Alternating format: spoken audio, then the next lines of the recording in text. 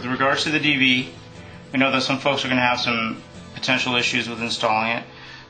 I want to let you know that first off, you're not going to be able to get it in with a clamp on at all, no matter how much you try.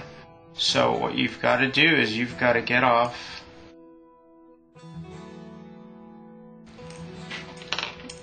the bolt that holds the clamp together, open it up, and get the clamp actually off of the assembly. You can even do it like this, to where the clamp is still hanging on there a little bit. What you've got to do is first the O-ring goes in. The O-ring does not go onto this groove.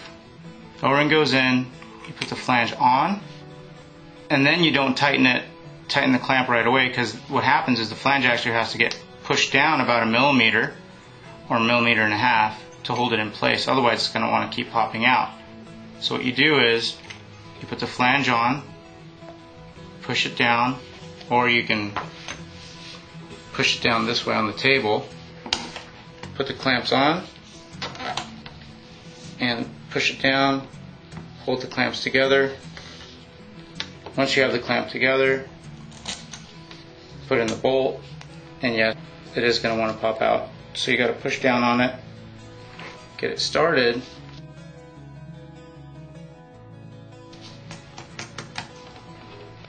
and now it's secure in place, and you can go ahead and start tightening down on the bolt. If you just want to make sure that it's seated, push down on it again, and it doesn't need to go anywhere any further. You can keep tightening this. But the main idea of this whole process is to put the O-ring in first,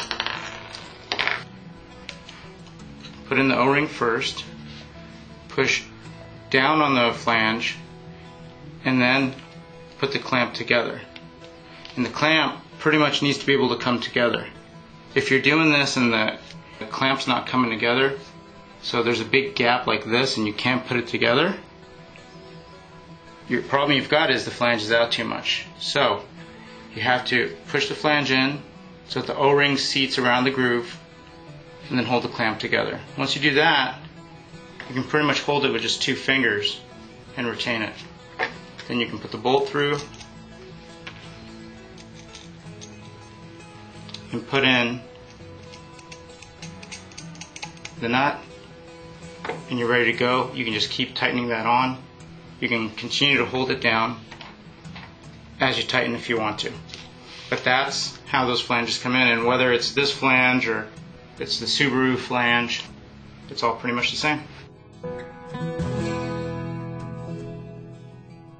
Okay, now when you get your DV, you might have some challenges with how the brass fittings are going to screw in, because each of these units are obviously individually CNC machined, and so there might be a little bit more material, less material in the thread on some of these units, but they're all threaded properly.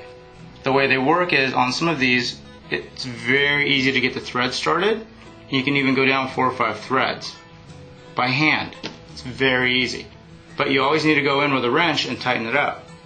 Now on some of these, in the initial portion of the thread, it'll only go in 1 or 2 threads. Well, if it only goes in 1 or 2 threads by hand, you need to go in and follow up with a wrench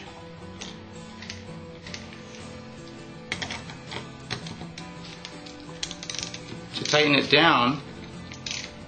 And once you tighten it down, it will self-clean the threads on the hole.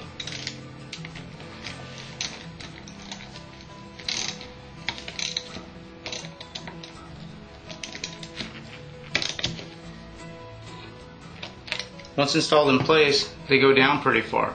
And for some of you that are wondering why there's a gap, that's actually kind of the purpose of threaded fittings, is to have the threads provide the seal. So they're not meant to go all the way down until they're flush, because there needs to be enough tightness in there that it's going to seal the pressure in the application even without any Teflon or sealant around the threads.